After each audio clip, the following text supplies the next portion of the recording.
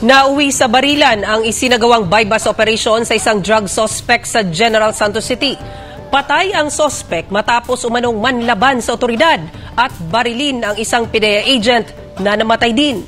Narito ang report ni Abby Caballero ng GMA Regional TV 1 Mindanao. Pasado 1:00 Sabado ng madaling araw dito sa Barangay Labangal, General Santos City, isinagawa ang buy-bust operation sa 39 anyos na si Pablito Polancos, nakabilang sa watchlist ng PIDEA at General Santos City Police Office.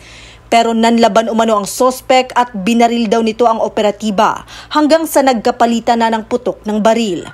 Patay ang sospek at maging ang isang PIDEA agent na hindi na pinangalanan. Nanglaban at natama ng ating operative o agent ng ating Philippine Drug Enforcement Agency.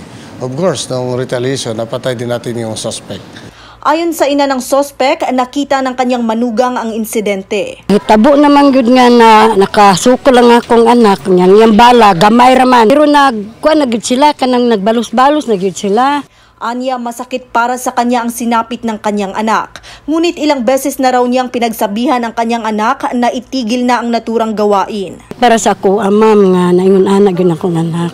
Pero wala naman ko'y mahimo. Gabaligya siya, ma'am. Gitambagan, wala ko'y pagkulang sa akong anak. Samantala, nakatakda namang maglabas ng official statement ang PIDEA kaugnay sa naturang operasyon. Mula sa GMA Regional TV 1 Mindanao, Abby Caballero, nagbabalita para sa GMA Integrated News.